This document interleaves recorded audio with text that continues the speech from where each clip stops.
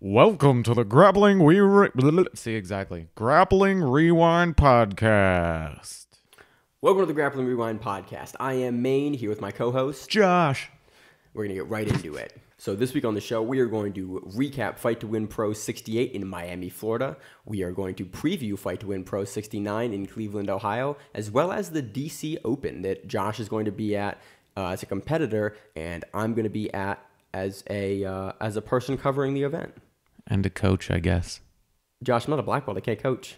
Well, you can yell from behind the barricades, can't you? I have a plenty loud enough voice for that. Well, then there you go. You can coach. Yep, so I'm a coach, and little air quotes there that you guys can't see. So yeah. Then the calm before the storm. The April is packed. We talked about it last week. We are going to next week's show is going to be absolutely crazy for previews and recaps. So I'm going to be completely fucking exhausted coming in from the DC Open. I'm going to come in here. I'm going to push through for you guys. And we're going to talk about a whole lot of shit. And I'll jump ahead. We'll even let you know what's coming up. Quintet, April 11th. Fight to Win Pro 70 in Maryland. We're going to be there. We got them press credentials, girl. That's what's up. We're going to be there. So if you do see us there, say hi. Yeah, say hi. We'll be the two guys in the Grappling Rewind shirts. Idiots in the Grappling Rewind shirts. Trying to conduct some interviews, ask some questions, snap some photos, get some video. Hey, actually use our YouTube channel for other than putting up the podcast. And reminders that we have ACBJJ coming. Oh, yeah. And other stuff. We occasionally post some other videos of our face for like 30 seconds. We need real content on there. But yeah, so we're going to try to get a whole lot of stuff in there, talk to everybody from Fight to Win, talk to the competitors, just get some crowd shots, stuff like that. That's April 13th. That's April 13th. April 14th is ACBJJ 12 in Kazakhstan, and we'll tell you the time difference next week because I don't feel like looking it up right now. And the same day is Kasai Pro 2. And that's at night. And then later we're going to... No. That's not even... On April 14th, we also have our buddy's last MMA fight. Well, yeah, that's what I was just about to bring up. That's also happening. So there's all of that, and there's a whole lot more following it. Yeah, so end of April from April 20th on is also absolutely crazy. So get ready and strap in for the next month of packed shows from the Grappling Rewind podcast. Indeed. So under our recap of Fight to Win Pro 68 in Miami, Florida. This event paid out $31,432 in salaries and commissions and was headlined by Wagner Hosha versus Bill Cooper for the lightweight title? Probably welterweight. I think it was welterweight. Yeah. Wagner moves around a lot, so. He's like got 75 weight classes. I don't know. Yes, he does. So, submission rate, 45%. Kind of low, Miami. What the hell? I mean, 45% is still like almost half. 15 of 33 matches were finished by submission. That's still pretty good. That's not terrible. I'm not complaining. I mean, we were just on an upswing and then we dropped down. This one had a lot more no-gi matches too. Previously, like I think, was it Dallas or Houston had like everything was a gi match except for that one purple belt match. Houston. Is it Houston? Because it was the Mike Callan Bass. Okay. Yeah. Yeah, and that was the card that we messed up. Was like, where was this actually? And we got it wrong. I said it was in Houston. It was in Dallas or vice versa. So on to the results of this card, the kids and teen results. The people that Maine hates. Don't lie. Don't lie. Just go with it. You don't like children. Everybody's aware. I don't not like children. They're just like kids, man. Yeah. You don't like kids. We got it. Anyway, so here's one kid that beat another kid that Maine doesn't like. Jasmine Hosha defeats Alanis Santiago by armbar. Yo, people are going to think I'm not like a good person. Okay. And? Well, never mind. Keep on. I like kids. Lies. Enrique Sanchez defeated Frankie Cipriani by decision, fight of the night. Brian Piccolo defeated Tristan Sains by triangle armbar, submission of the night. For the kids and teens. On to the purple belts. Oh, wow. Heriberto Lemus defeats Kevin Granados by decision. I know I fucked that name up. Danny Calazzo. Danny Calazzo defeats Matthew Arias by decision, fight of the night for the purple belts. And Caitlin Salmons defeated Holly Jones by rear naked choke, submission of the night for the purple belts. There's only 3 purple belt matches. There's only 3 kids matches. The rest of this card is brown and black belts. 1, 2, oh yeah. 1, 2, 3, 4, 5, 6. 2, 4, 6. Yeah, 6 brown belt matches and then 21. We started the black belts at 7:25 Eastern Standard Time. 7:25, Josh. I put it in my notes that's when the black belts had started. I had my phone up in the corner at work and I was like, what's going on? Black belts used to start at like 10:30 or something like that. Well, that depends on where they are. Depends on the card. So on to the brown belt results here. Brown belt results. Maggie Grandati defeats Vanessa Arango by decision. Mauricio Hiroto defeated Adrian Benavides by decision. Daniel Fundora. Jesus. Fundora. I can almost guarantee that is not the way it's supposed to be. Defeats Orlando Casillo. Please stop that. Why are you like a terrible Super Mario? Super Mario Brothers. Mario defeats Luigi via sales.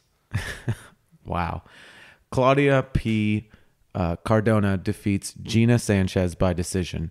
Eric Schlosser defeats Khalif Nascimento by decision, fight of the night. You want to know why that won fight of the night? For the brown belts. You want to know why? Why? Because he dislocated his fucking arm, got it put back in, and then beat the dude. Oh, that's what that was. Yes. Okay. His brother also competed on the card in the black belts, but that was fucking awesome. Yeah, I recognized the last name. I was like, that's why I got confused. I was like, oh, I thought it was a black belt. I didn't even say his name yet.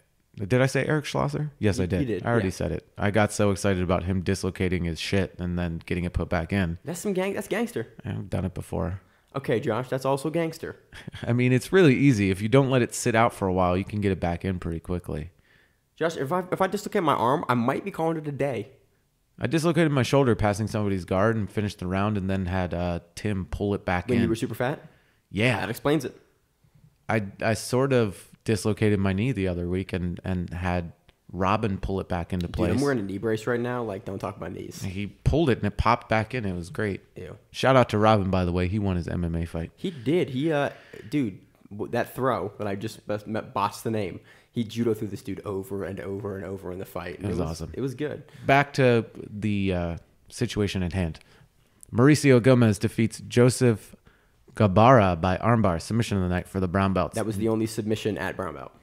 Yes, it was. Now, let's get into these 800,000 black belt results. 21, technically. But, you know, we're splitting hairs on same numbers. thing. Adam Ferrara defeats Rodrigo Oliveira by decision. Corey Brown defeats Gabriel Sacramento by heel hook.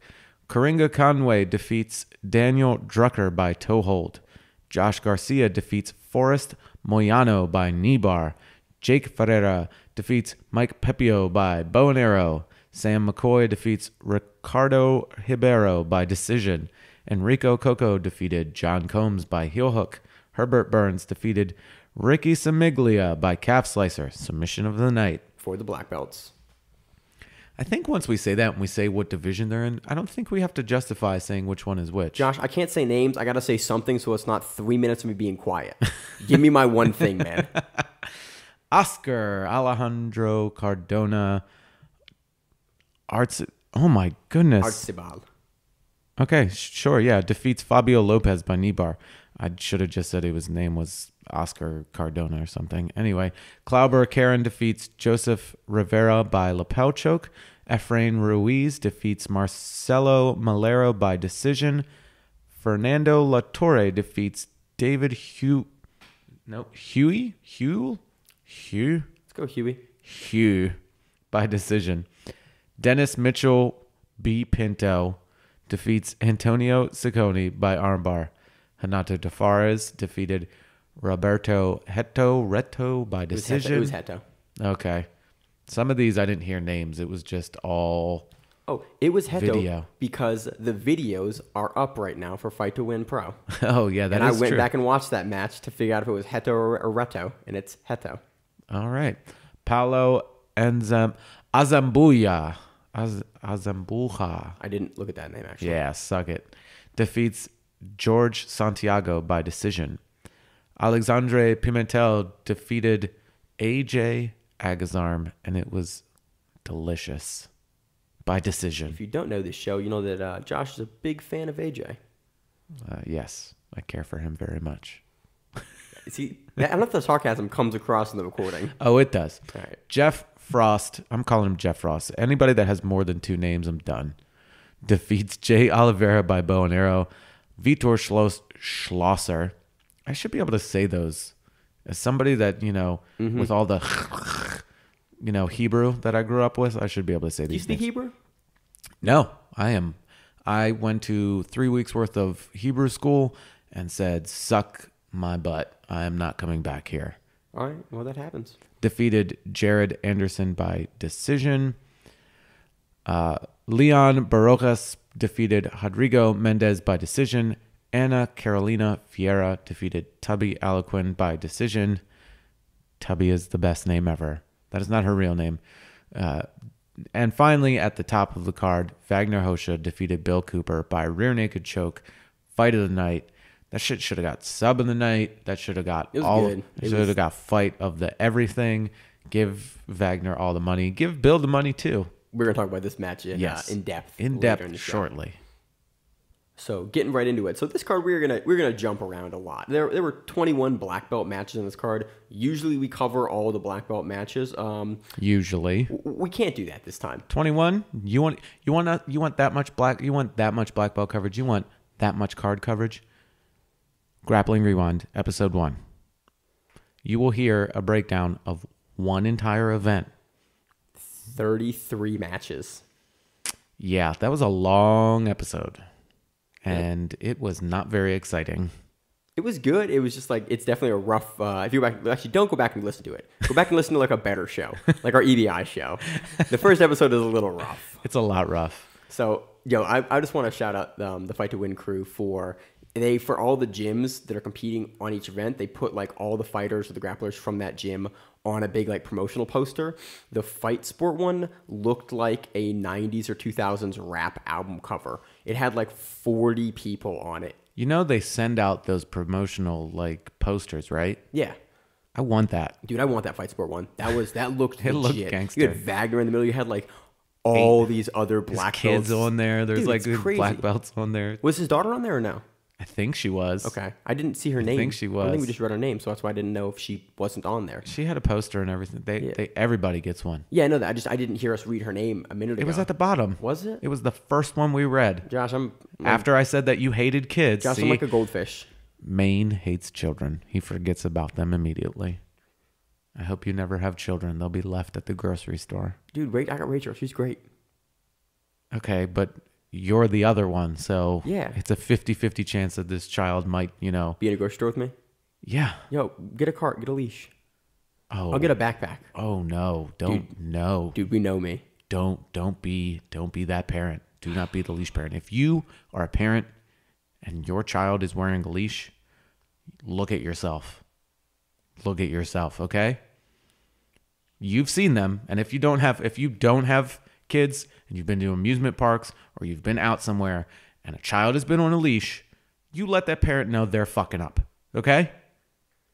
My younger daughter is wild as fuck. She is a crazy person. She just jumps off of shit and cartwheels into things and whatever. She's crazy.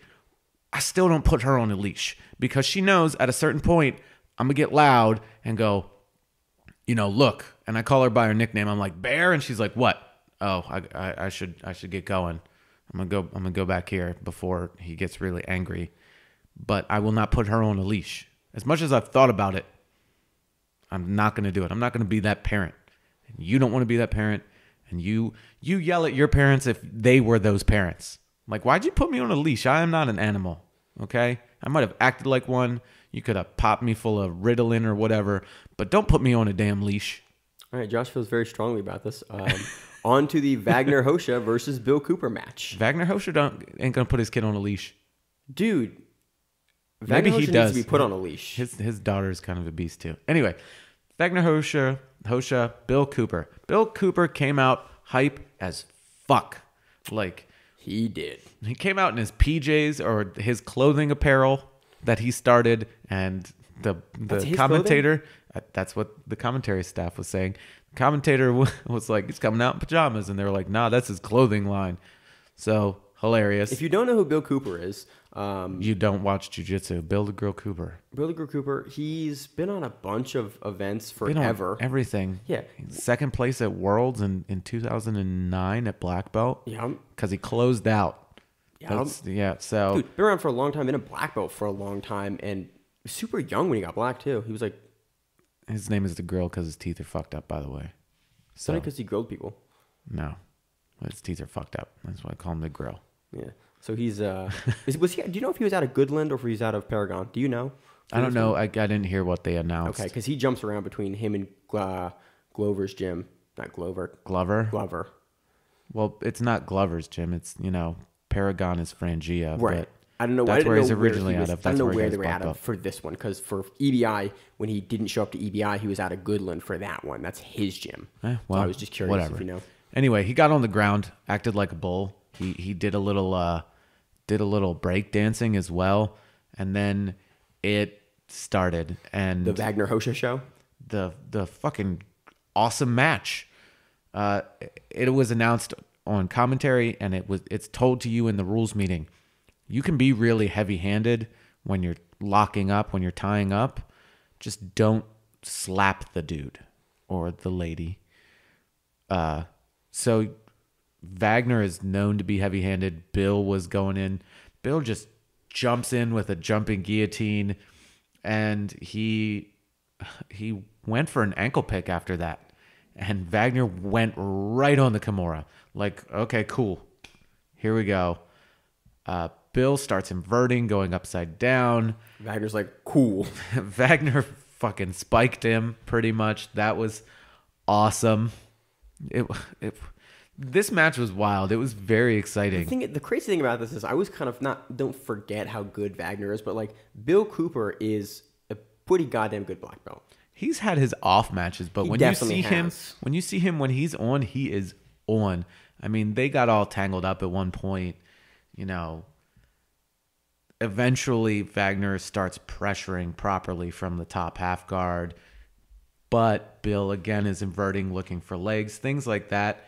And as he spins another time, Wagner takes his back aggressively, very, very aggressively, and then he put on a body triangle. And if you've watched any of Wagner Hosha's matches, especially at EBI, it's hard as fuck to get out of this. Every match, like past year. Like, whenever he gets the back, he's like, oh, fuck the hooks. Getting this triangle in. Gets the body triangle in, and you see they call it cooking the beans. He just cooks the dude on the back and fights and fights and fights. And eventually, like, he either gets the ride time win or he gets the choke. Yeah. It was pretty awesome, the whole sequence going up to that. And he starts, like, just trying to choke his face. Like, again, not against the rules. He wasn't trying to choke his face. He was choking his face. He was trying to choke his face. Everything above the neck is the neck. I love that saying now. I'm totally in agreement with that. But what's better was you hear it multiple times before the announcers announce it, but you just hear, crush his face. And I'm like, yo, who is this lady? And then they're like, there's Mrs. Hosha yelling to crush Bill Cooper's face. I'm like, yo, Wagner Hosha's wife is a savage. That is a woman you want on your team. It was hilarious. You could hear on the comment. You could hear on the broadcast, like, crush his face. Like, it was awesome. It was great. So, I mean, Wagner was being mean, but in a nice way. I mean, he was smiling and having a great time, and Bill Cooper was having a great time. At one point, Wagner looks up and smiles, and I was like, yo, does he know he's like competing right now? He's having fun. Dude, he was. That was great. This is a great match to end the card with. It ended on like a beautiful high note. If this would have been anywhere else, I would have been like, just stop the rest of the card. I don't want to watch anything past this fight. Dude, I love watching Wagner compete because he gets kind of some shit now and again for like kind of riding a rule set out and being a little like whatever. I was pissed when they turned that win of his against AJ into no contest or a loss because he kicked him off the stage. That shit was hilarious. Hats off to you, Wagner. Kicking him off the stage. Kicked him off the stage. He deserved it. It was a match. I forget which match. Somebody dropped off the stage this time. I forget which match it was. It was in the black belt somewhere. They almost did, didn't No, they? there was a match earlier on the card. I forget which one it was that dropped off the stage. There were so many matches. So, yeah, Wagner's on his back, body triangle in, being Wagner Hosha. His wife is yelling majestically into the broadcast to crush his face. Bill finally turns into guard. He tries the knee cut. Wagner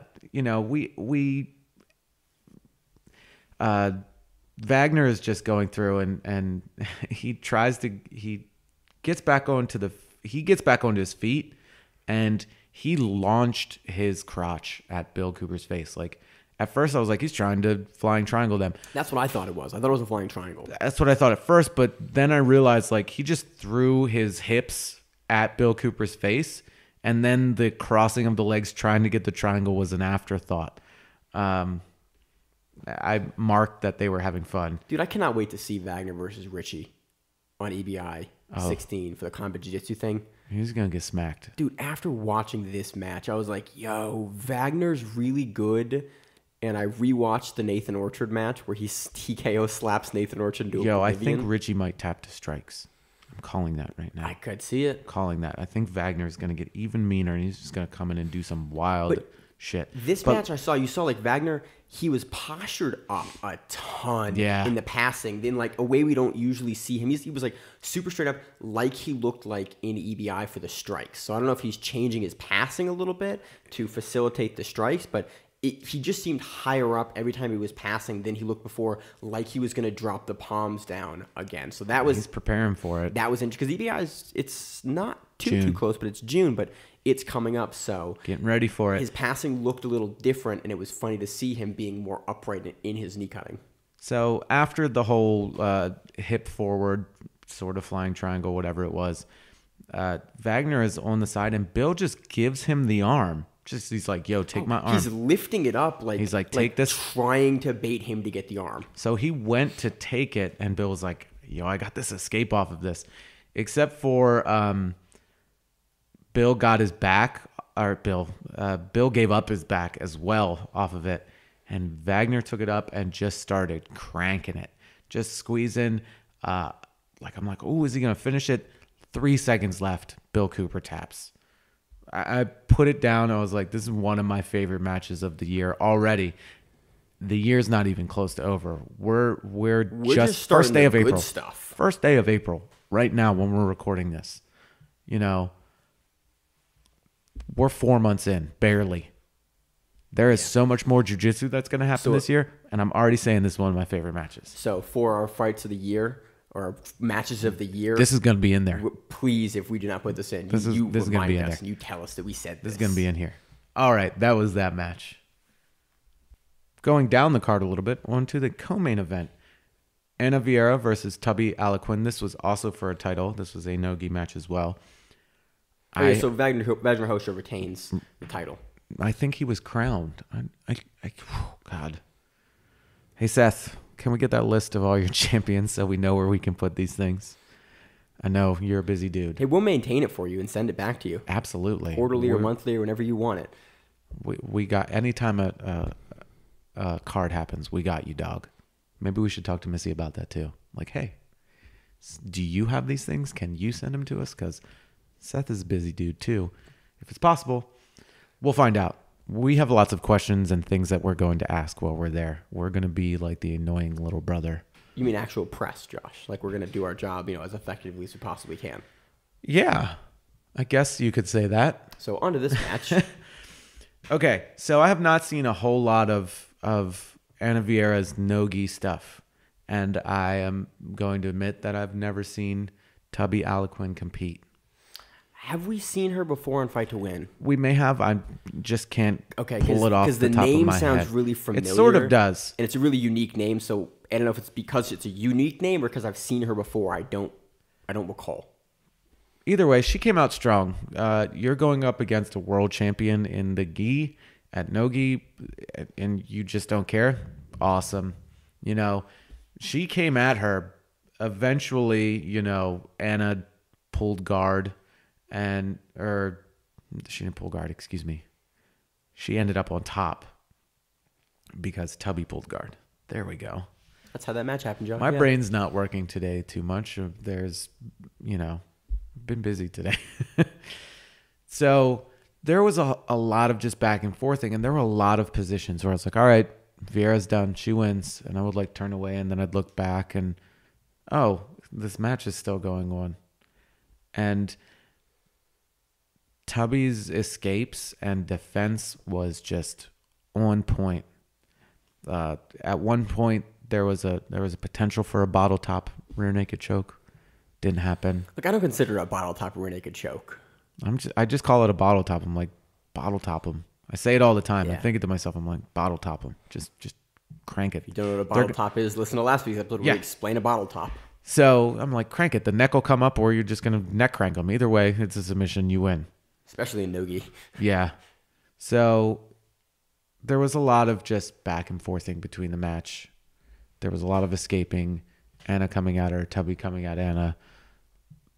At the end of the match, it ended with a little bit of footsie, where Anna was just trying to get a straight foot lock and couldn't get it, and that ended the match. It was an exciting match. It was very back and forth. It was far more even than I thought it was going to be. That's what I was surprised about. I kind of expected Anna to just kind of stomp through, because that's typically what you see when you see world champion level women.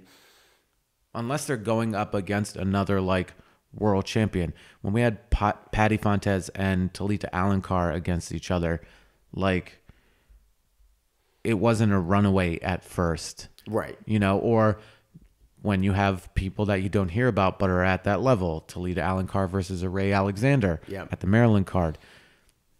I didn't know who Ray Alexander was. I do now. But I do now. Yeah. So again, Tubby looked good. Like, it was a very, it was good impressive. showing I was her. impressed. Her escapes are good.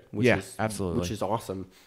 So it was definitely a fun back and forth match to watch. And you know what you can do? You can watch them right now because they're already out. Props. Anytime Flow Grappling gets these videos out quickly, I'll give them props. Yeah. Again, it was a Friday night card though. Okay, great. They've had Friday night cards, and the videos didn't come out till Wednesday or later or Thursday. Yeah. Hey, these are out Thursday. The next card's the next day. Come on. So yeah, props to them. We'll give them props for that. It's good. So jumping further down the card to my favorite grappler, AJ Agazarm. I don't know if the sarcasm comes across on the mic. It comes off beautifully. Okay. So yeah, we had AJ Agazarm versus Alexandre Pimentel. AJ Agazarm pulled guard 8 seconds into this match. I thought that was weird. I didn't really we don't see AJ pull a ton. He usually wants to wrestle guys and wants to put his hand in their face and smack them repeatedly before the ref goes, "Hey, stop hitting him in the face." Almost every AJ match starts like that, with him with that low wrestling stance, smacking the other guy in the face, and then the ref eventually goes, "He's measuring distance." And smacking him in the face. He's measuring distance. I do that when I wrestle. Yeah, you smack people in the face, Josh. Yeah. Yeah, and but it's measuring distance. Sure it is. Nobody has ever told me to stop smacking somebody in the face. AJ gets told every time. So he pulled guard this I've only match. been told once in a match of anything, whether it was wrestling or jiu-jitsu, to calm it down when I was collar tying with somebody, and I pretty much chopped the back of their neck. But yeah, Pimentel has a really good guard, and AJ is originally from Florida, so I'm going to assume that he knew that. Yeah, obviously I think that's why he pulled guard. Yeah. Because he was like, I do not want to end up in this dude's guard. And apparently he has a very vicious omoplata game. Which we saw a little later. Yes, that did happen.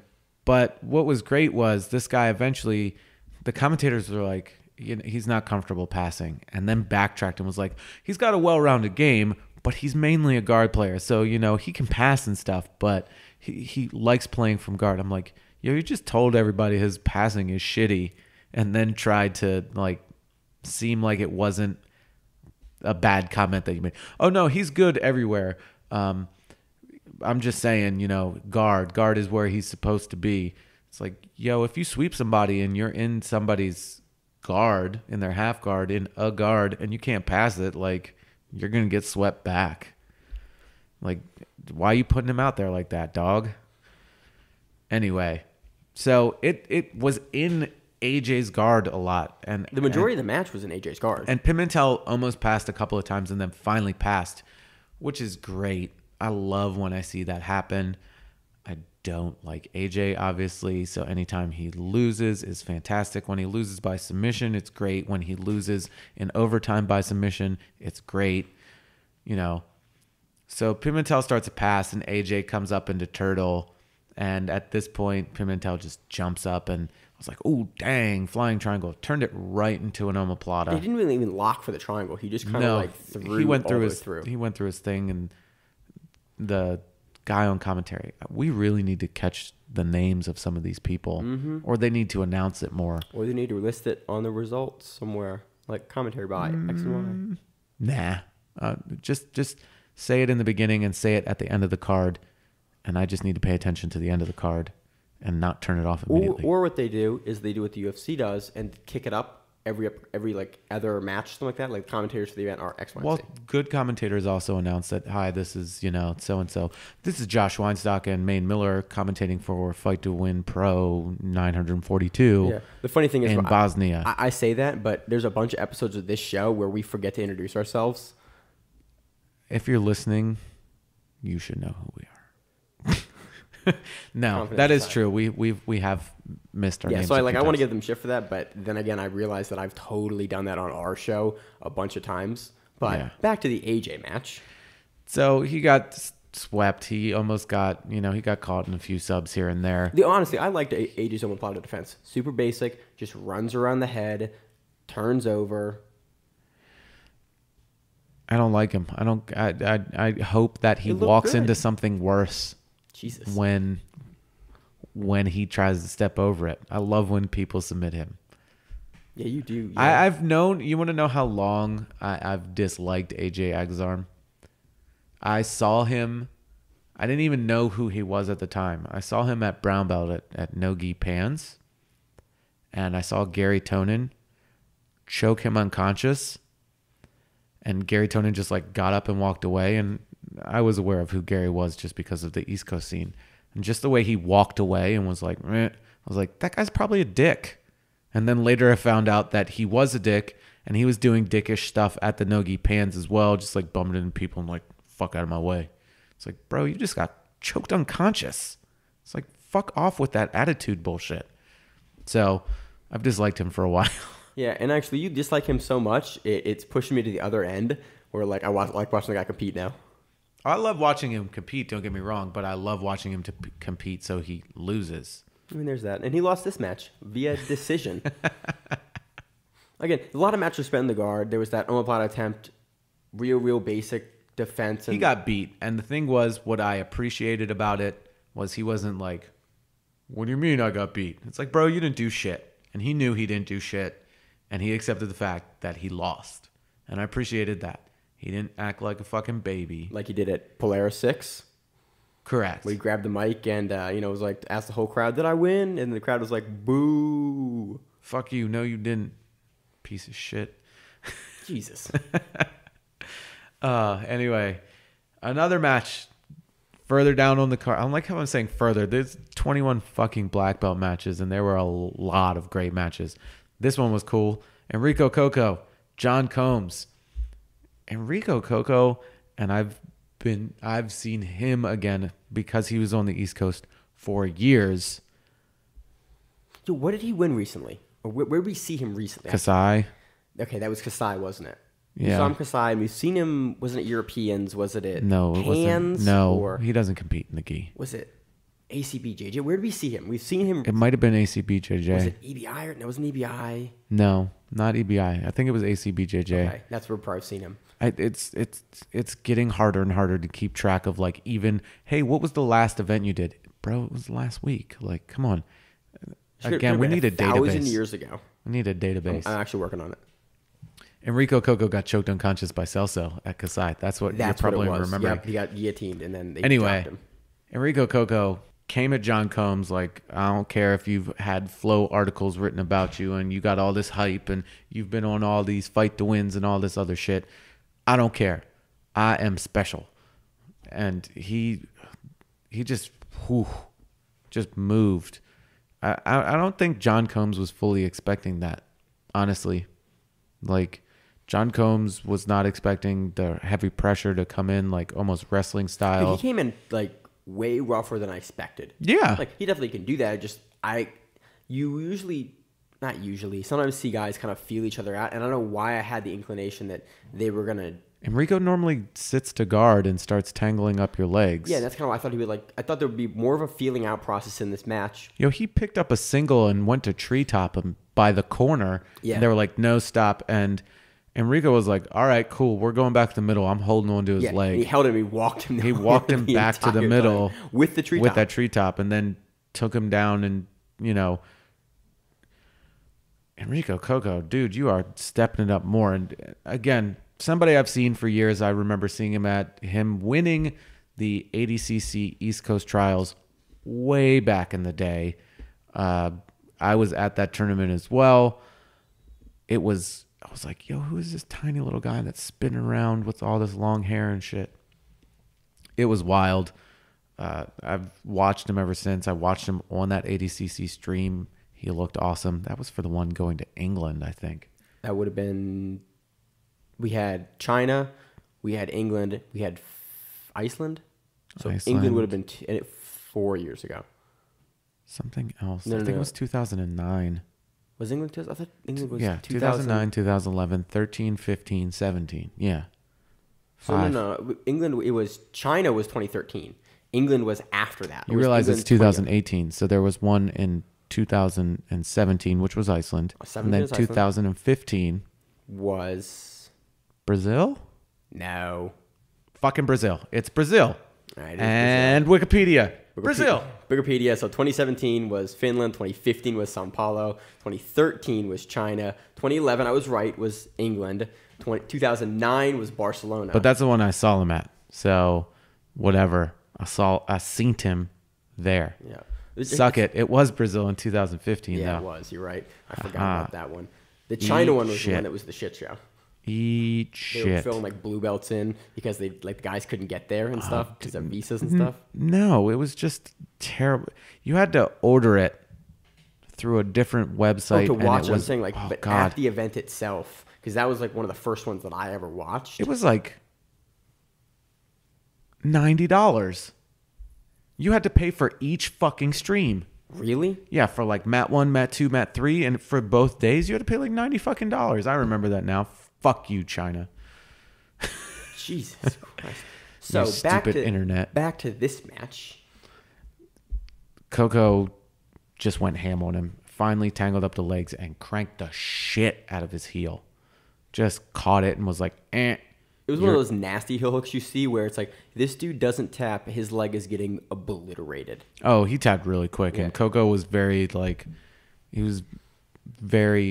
concerned about John Combs, whether his leg was messed. He's like, bro, you okay? And he's like, I'm fine. Yeah. And he laid there for a second. Ref helped him up, and then he seemed to be walking around fine. He looked like he had tapped with plenty of time to not blow or injure his knee, which was cool because it was that inside. Yeah, it was inside heel hook. Yeah. And so it was like from the 50-50. No, it was outside. Outside, yeah. It was outside. But it's still that nasty. Like he had the leverage. He had the reap. He actually had the reap, not the 50-50. But yeah, he had all the leverage in the world, and he was going to just mess that up if he didn't. Yeah, he could take that heel as far as he wanted to off the body. Absolutely. And he did. He got it. Absolutely.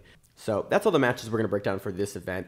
This was a fun event to watch. 21 cards, 21 matches at the black belt level, which is, crazy to see in a row between different guys. It wasn't like that. It was a tournament setting. We had the same guys in. You had a bunch of different guys and women competing.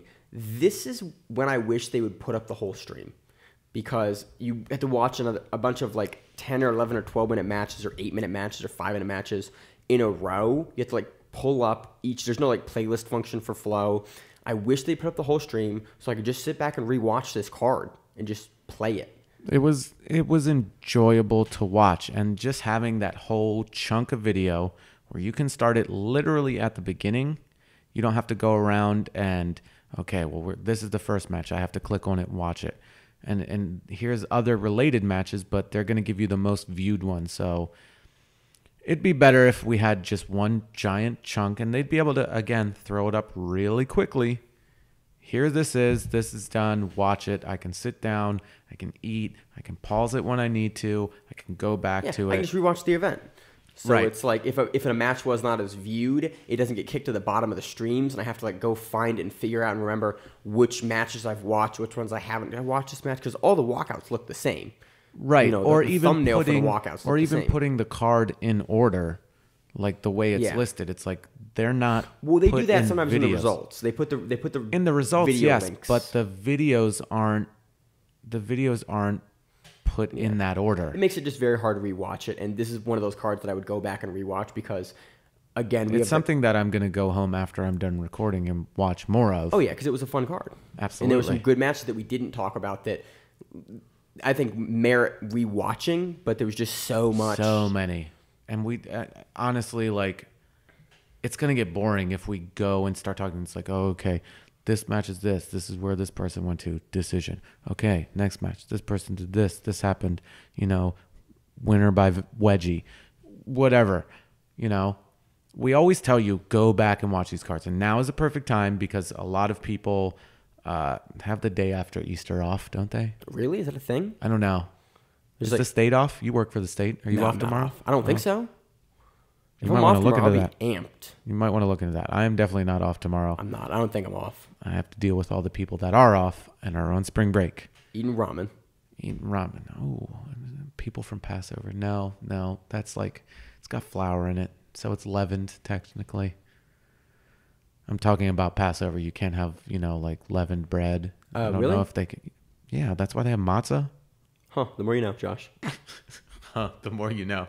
I know nothing about any other people other than, Josh, I know about jiu-jitsu and water quality standards.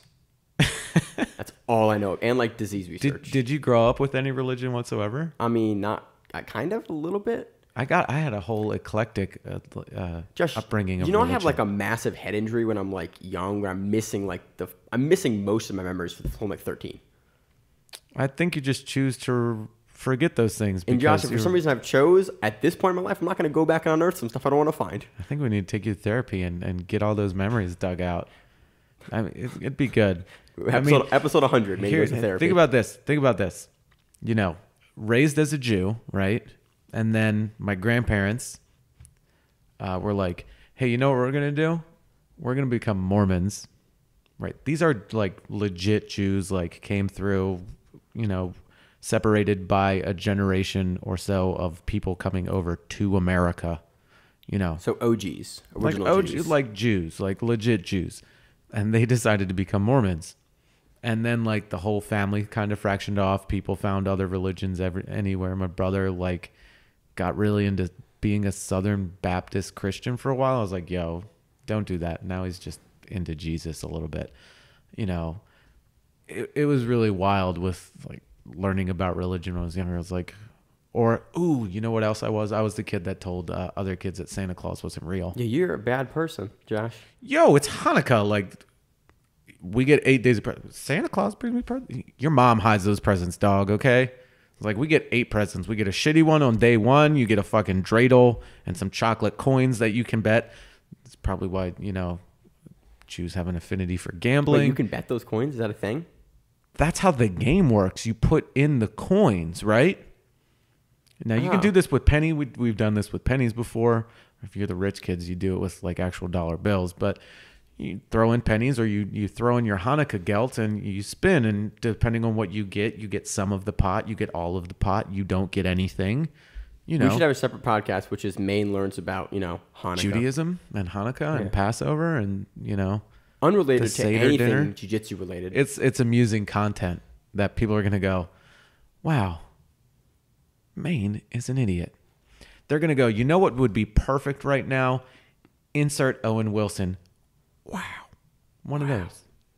So that does it for our coverage of Fight to Win Pro 68 in Miami, Florida. I'm in Miami Trick. On to our preview section of the podcast. Now on to previews. Copa Podio Heavyweight Season 5 finale is not actually happening next week. It was scheduled for April 5th, but April 7th. You have the calendar of events. I do. If you guys ever want to see that, we published one. We put it on Reddit. It's on our Instagram. You can see all the stuff that's coming up. upcoming events. And it's on there as April 7th, but it is not actually April 7th. Yeah, it got moved like the day I posted it, and someone I read was like, no, they just moved that like just now. So it's now. It's in June. I think it's June 16th. 15th or 16th. I think it's the 16th, but they moved that because there's a ton of events in April. And I think they were having issues with connectivity and things like that. That's what the translated comment from their page was. So I don't know how well the translation on Instagram works. It usually works pretty well, honestly. It gets the point across, at least. It translates Portuguese pretty well. Some of the Japanese translation gets a little wonky. Whatever. It does it. So that's getting moved to June. So we don't have to preview that right now because it's not happening. What we will be previewing right now, though, is Fight to Win Pro 69 in Cleveland, Ohio. This event is headlined by a 180-pound black belt no-gi match, Vitor Oliveira versus Keith Minor. Co-main event, 185-pound black belt gi match, Dante Leon versus Cameron Knight.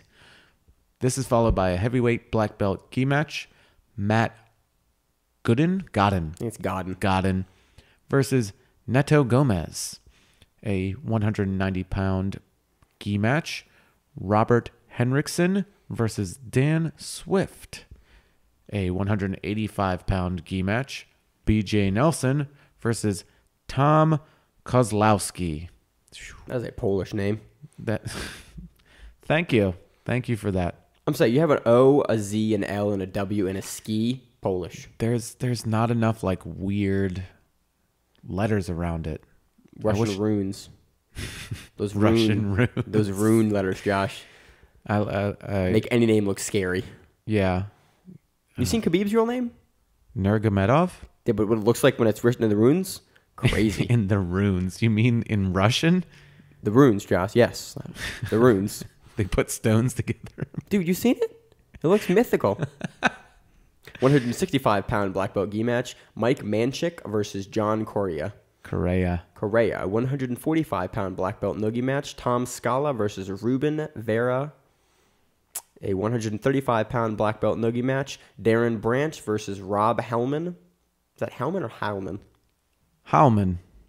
A 235-pound brown belt gi match, we have Christopher Oden versus Jacob Murrow. A 225-pound brown belt, that'll do it for the black belts. 225-pound brown belt no-gi match, Josh, give me that one. San Filippo versus Mike Martin. A 195-pound brown belt no-gi match. We have Keith Smetana. Is it really like that? Smetana. Smetana versus Chico Bays. A 185-pound brown belt gi match. Mike Hulin versus Diego Angels. Dinos Angeles. All right. Yo, some of these gym names are awesome, by the way. True Believer Gym, Super Systems, Love and Chokes, Hurricane Jiu-Jitsu, Badger Style. Like, Leverage is like, okay, I get that one. BJJ Coach.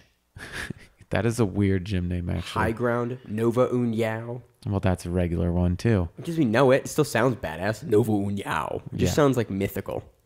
Everything is mythical to you right now. 165-pound brown belt gi match.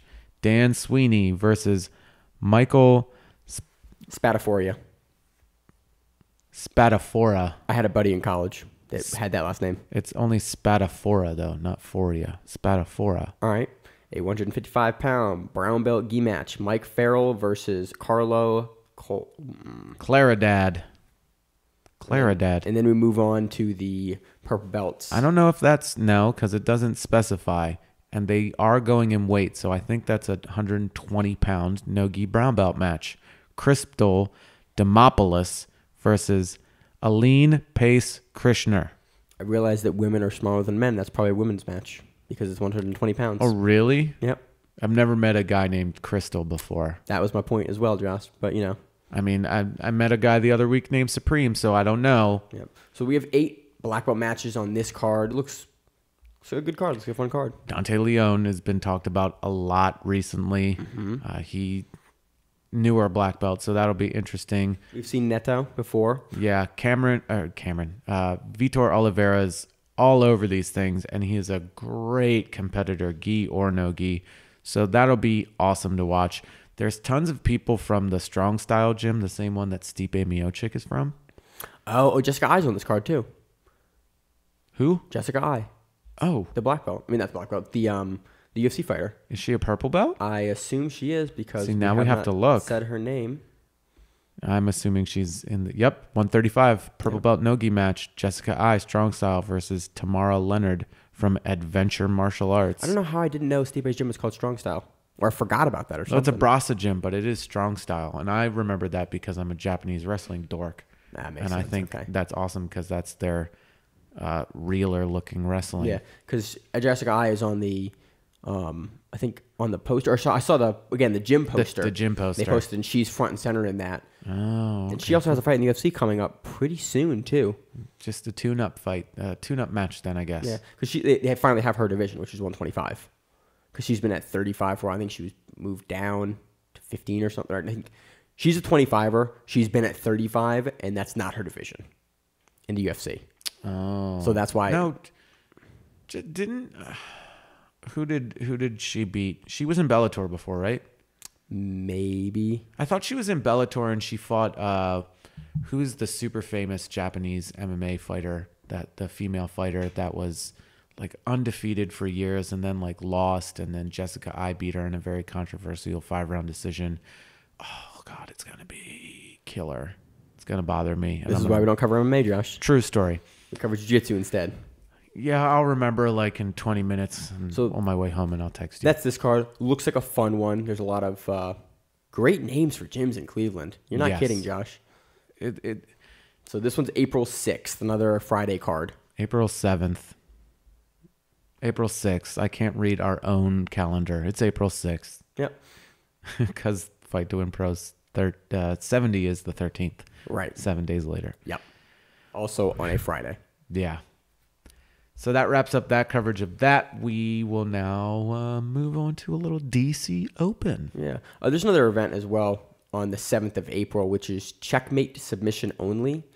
It's in Wisconsin, technically. Yeah, and they said I there's like how I said technically. Like, it's in Wisconsin, technically. They said that there's going to be a pay-per-view link up for that eventually, but Josh and I can't find anything. So if you are on that card or see that card, let us know how we can watch it, because we would like to watch it because it's... I'll throw some scratch their way. Yeah, because it's a I want to know who's on the card, too. It's a super fight event, and they're paying people. So Yeah. like if you broadcast... I like broadcast paid events for grapplers, and I want to cover them. I'll support that. So on the DC Open, April 7th. So, DC Open, right outside of Redskins Field, FedEx Field. Is that where it is? Yeah, that's where it was last time, too. I didn't go last time, Josh. I was in Maine. Oh, yeah. Yeah, I was on vacation. It was great. What, Maine or the vacation? The vacation. Oh, okay. Yeah, I'm always great, Josh. A lot of things popped up to me, and it was really, really cool. Cobrinha's son is competing at the featherweight division. Awesome. Like, I got really excited. I want him to enter the absolute as well. So we'll see what that happens. He's a lightweight class for absolute. So what? Plenty of featherweight guys have won. Plenty of featherweight? Like Plenty. Okay. It's brown belt. I think a funny thing is interesting. We have a brown belt from Crazy 88, Chris Tran, who has a match against a black belt, Fight to Win Pro, next on the Maryland card. He's a tiny dude. Maybe it's hard to find other tiny dudes. Yeah, it was interesting to me because he's registered as a brown belt for this. You know, say. Yeah. Anyway, so another guy is a beast from the East Coast over here, DeAndre Corby. Corby. I think I don't know. So those two matching up, as well as Malachi Edmond. That's going to be an awesome division to keep an eye on. Oliver Taza's here from Henzo's. That's going to be cool to watch that division. We're still in the brown. We're looking at brown belts. This is right brown now. belt. This isn't even the black belt division yet. Bones from Unity is there. That's going to be really cool. We're close enough to New York. We get some of the New York guys to come out to DC. It's not that Open. bad. It's like It's a probably about a 4-hour drive. It's not Probably less than that. I mean, Probably less than that. Probably 3. okay. 2.5, 3, depending on how fast you drive. And how far in the city you got to get out of? Correct. Because the city, you can be an hour getting out of the city. Yeah. We'll see. It'll be interesting to watch these guys. That's all in the adult division. I'm in the default adult division in that as well. So yeah, in your division is Del Bruges, so we might see the rematch. We might, or we might not. I don't know. I'm just excited to compete. Yeah, this isn't gi. This is gi. When I saw Bones pop up and when I saw Cobrinha's son pop up, and now that I see Oliver Taza pop up as well, I want to do the absolute. Yeah, and I want to run into one of those 3 people. I want to. That'd be cool. Like, I want to go against Bones. I want to go against Taza. I want to go against Cobrinha's son. Like, watching all the, and not just like, ooh, yeah, I got to roll against these guys and they murked me. Like, I want to try to mess these dudes up.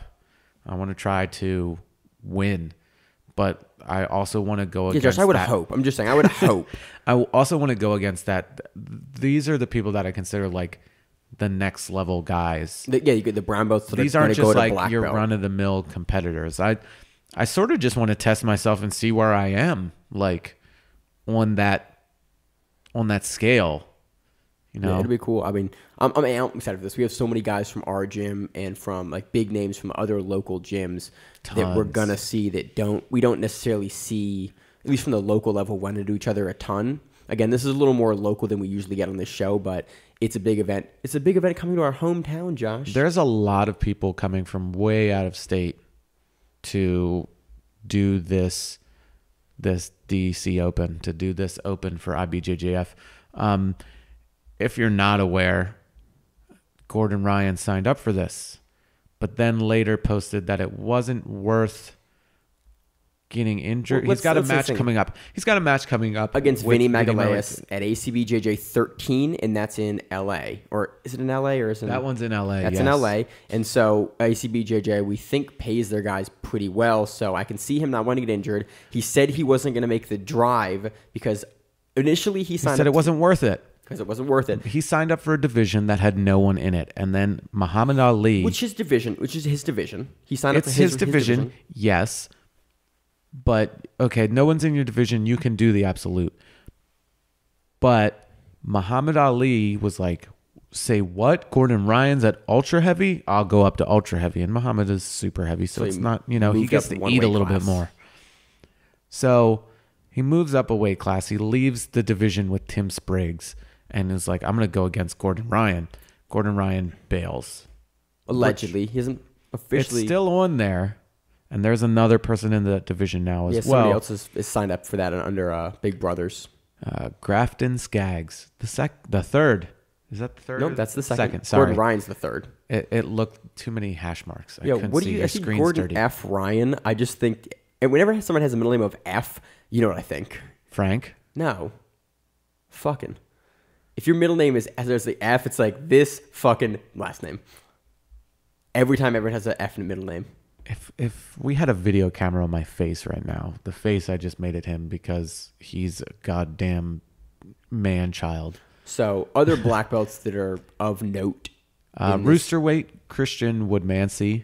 He's going to go against Eduardo Barboza da Silva. Light featherweight, you have Tadashi Takashima, you have João Pedro Oliveira, you have Darson Hemmings, Daniel Keene, who trains at our gym a lot. Moving on to featherweight, Isaac Doderlin, awesome. Shane Jamil Hill Taylor. Yeah, awesome. Yeah. Adam Benayoun, he's technically out of 50-50. He was with Marcelo. He's in Virginia now. Awesome. Tiago, I'm going to make sure it's Tiago Alves Ribeiro, not Tiago Alves, the fighter. The fighter, MMA fighter. Yeah. So there's a lot of featherweight, that's a crazy division. Grippo actually went up to light. I don't know if to not deal with Shane or to just not have to cut weight. Because he just beat Shane at Pans, yes, in a very close match. But I don't know. You've got Johnny Tama in that, Diego Bispo, Alexandre Faria. A lot of good. Oh, man, there are a lot of good people in this division. Yeah, this is crazy. This is just an open, and this is how many good guys are at this just DC Open. Yeah. Let's see. Middleweight at black belt, you have Marcos Tinoco. You have Gregory Walker from Nashville MMA. That's making a trip out from Nashville. Chad Hardy. Let's see. Thomas Keenan from Soul Fighters in Arizona. I mean, these guys are coming out. Here's something that's interesting. Nobody's in the medium heavy division except for Mateus Diniz from Marcelo's. Wonder if somebody's either going to bump up or just not go in that division. That was kind of weird to me. It's maybe locally there's not many people at that There are definitely weight. some middle heavy black belts around the area. Apparently not. I don't know. Anyway, going to heavyweight, you have Tex Johnson from Unity. You have Roberto Torrelbas from Lloyd Irvin and Gilvin Costa from BTT. That's the heavyweight division. In super heavy, because Muhammad Ali left, you only have Tim Spriggs and Eduardo Silva. And ultra heavy, and this is tentative. We don't know. Yeah, we don't know who's going to end up in Grafton this division. Skaggs the second, Gordon F. Ryan the third, and Muhammad Ali. So potentially that's only Muhammad Ali and Grafton now, if Gordon Yes. doesn't show. Because But then we're you have past a- correction. We're past athlete correction. So either you don't show or like you show, basically. We'll see. Because no one's going to move divisions now because we're past athlete correction dates. We'll see. As far as the women, This is what's upsetting. This is something that popped up where I was like, what the F? we have 3 female black belt competitors. In 3 separate divisions. Each division, the middle, the heavy, and the super heavy, have one person. So it's just it's just an absolute division. If they decide to do absolute. If they decide to do absolute. So that's the case for that. Yeah, That kind of sucks. sucks. I know there's more black belt females around the area. It just We're not seeing a Ray Alexander. she's a featherweight. It would have been another single person It's still like, bracket. yeah. I don't know. It just sucks. It sucks. This bothers me. It sucks. And that really wraps up the DC Open. So, we'll go back. We're going to try to talk to a few people as well, get a little bit of film, try to put some stuff together for you guys, get some small interview use the questions. word try because Josh is Try. competing and I Man don't. is wandering. Yeah, I don't know if I'm actually going to be able to get press access for this, so I might just be a dude there without a camera. With an iPhone on a little handle thing, asking people questions and being really awkward. As I do. What do you think of jiu-jitsu? No, you got to ask like good questions like who's your training partner for this camp? Like other good questions. Other good questions. Yo, where do you train? What weight class do you compete in? What's your name? Hi, who are you? Why am I filming you? Oh no, because you're fucking weirdo carrying around an iPhone on a little camera thing. Like, leave me alone. That's going to be Maine. So if you see Maine there and you're in that area and he starts pointing a camera at you, Say hello. I'm say friendly. hi and then prepare to be weirded out. This is not like paint me in a good light, Josh. I enjoy doing that. I know, man. I'm making myself seem way better than I actually am. I know. I'm equally as much a piece of shit as you are, but I'm trying to seem like the least, the smaller pile of shit next to your giant pile of shit. That's kind of what it comes across like, though. I think we're Oh yeah, equal Great Dane sized piles of shit. I agree with that. I agree with that. So that'll do it for this episode of the Grappling Rewind podcast. If you see us at DC Open, say hello. I'll be And- wearing the T-shirt. I will be sitting in a corner looking angry, getting ready to compete because that's what I do. I don't like talking to people when I'm about to compete. Also, I know this is far in advance. If you're coming to Fight to Win Pro in Maryland, say hi. Yeah, say hi to us. If you see us in the shirts, like come say hi to us. We appreciate it. We're out here trying to cover these things because there's not a whole lot of professional coverage of sport jiu-jitsu, and we are trying to kind of fill that gap and fill that niche to showcase this awesome sport that Josh and I love and spend the majority of our life doing. If you saw the chat back and forth between just Maine and I, you'd be like, wow, you guys have a lot of free time. And then you realize it's all like these random messages quickly sent because it's in between things that we need to be doing. Like our jobs. Yeah. It's like, I try not to touch my phone when I'm in the bathroom, though. Oh, dude, all the time. That's when I text you most. I hope you clean your phone frequently. Nah, don't. Oh, you're definitely a bigger piece of shit than I am. Josh, I worked in the sewers for like 2 years. How many times did you drop your phone in like dirty, shitty water? 0. Really? Dude, when you took the phone out when you were in the sewers, you death gripped it. You death gripped that phone. Were you ever in the group chat texting us in the sewers? I sent you guys pictures.